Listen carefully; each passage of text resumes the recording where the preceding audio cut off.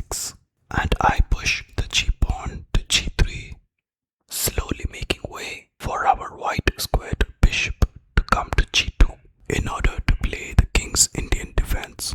Our opponent goes ahead and pushes their pawn to e5 and I go ahead and push pawn to d3. If you are somebody who has played the king's Indian defense, you would know that anytime our opponent pushes their e-pawn, we have to respond with d3. The reason being, if they get their pawn to e4, then that would not be ideal in order to keep our knight on f3.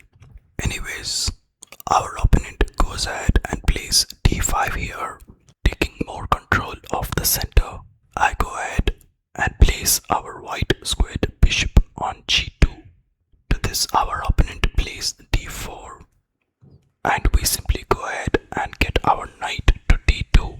Our opponent then plays pawn to f5, to which I react by getting our knight to the center of the board by placing it on c4. Our opponent then gets their black squared bishop to d6, to which we respond by getting our black squared bishop as well to g5, threatening to capture their queen. Our opponent blocks the attack by getting their knight to f6. I simply go ahead and push my pawn to h4 to have an extra defender for the black squared bishop. Our opponent then goes ahead and castles. We get our knight to d2 with intentions to push the f-pawn ahead to start an attack on the king side. However, our opponent goes ahead and plays pawn to h6, threatening to capture our black squared bishop. I responded to this by capturing their knight on f6 and they recapture with their rook. We then go ahead and capture their knight on c6 and of course they recapture with their pawn. We then go ahead and make a pawn push to e3, trying to attack their central pawn chain, and they just try to make the pawn chain stronger by getting their c-pawn to c5. I get our queen on a better diagonal by getting it to e2, and our opponent gets their white squared bishop to b7, eyeing on our rook that is on h1. I simply went ahead and castled while also protecting the rook on h1. Our opponent went ahead and captured our rook regardless, and of course I recaptured with my other rook. Our opponent then pushes their a-pawn to a5 and we get our queen to h5 in an attempt to get closer to their king. Our opponent captures our pawn on e3 and we simply recapture. Our opponent goes ahead and attacks our pawn chain once again by playing e4 and we decide to capture. Our opponent responds by recapturing and we recapture with our knight.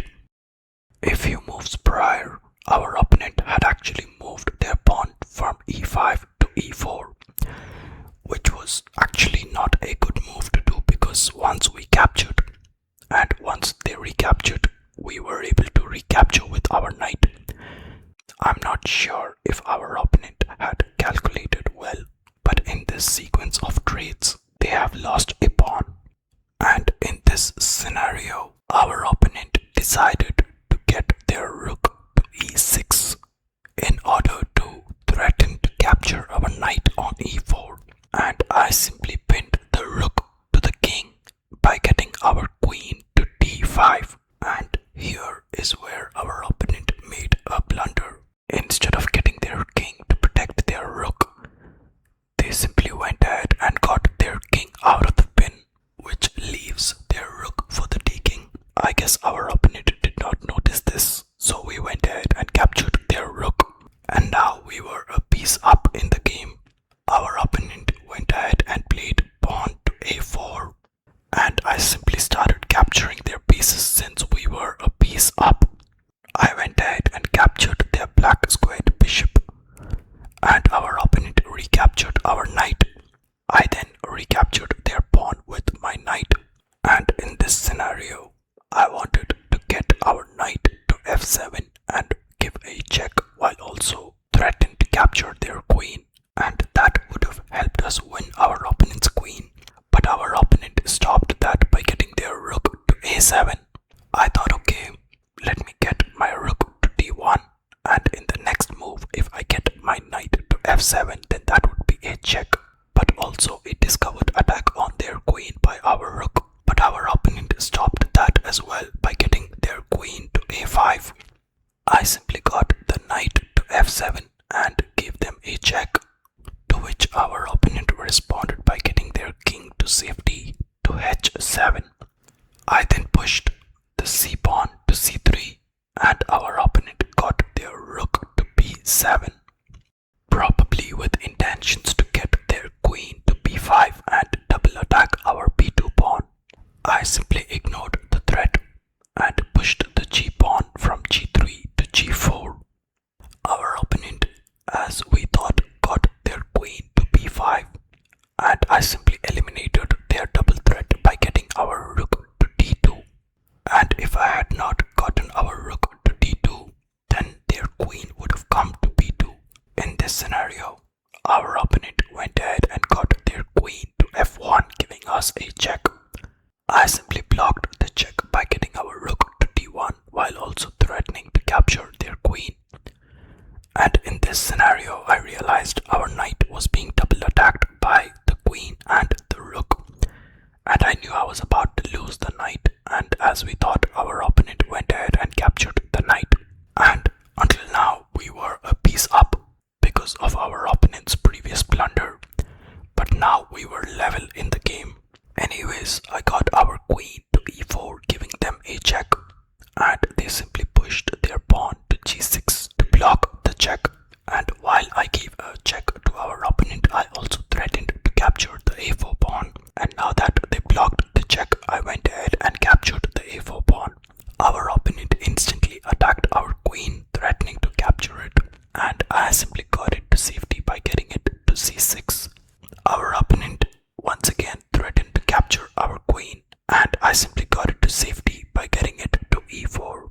And the reason I got the queen to e4, pinning this g6 pawn to the king, is with intentions to push the h4 pawn to h5 and double attack this pawn. Our opponent ignores all of this, and they go ahead and capture the a2 pawn, and I simply execute our plan by getting the h4 pawn to h5.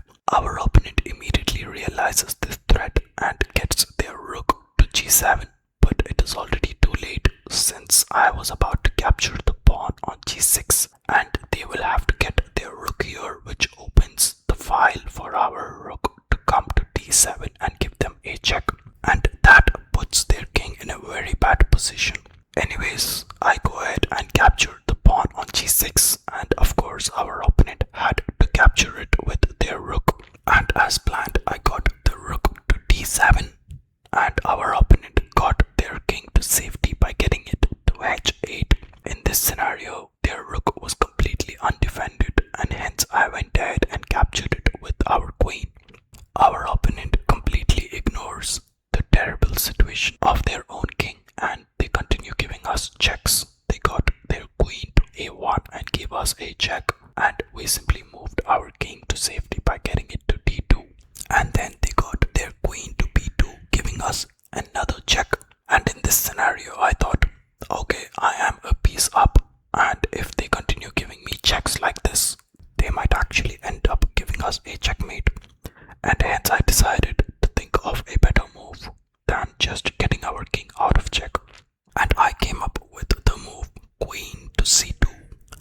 Now in this scenario, they could not move their queen anywhere in order to give us another check, and we were also threatening to capture their queen. Maybe our opponent could have looked for better moves at this point, but again, considering the fact that we were just one move away from checkmate and their queen was under threat, and if they had ever gotten their queen anywhere else, it was an immediate checkmate by getting our queen to h7. Considering all these facts, it is actually understood why they decided to resign. Anyways, that was the game, guys. I hope you guys enjoyed. Also, some of you guys have been showing some support in the comments. I really appreciate it. Let me know down in the comments if you you guys are interested in any other kind of chess content,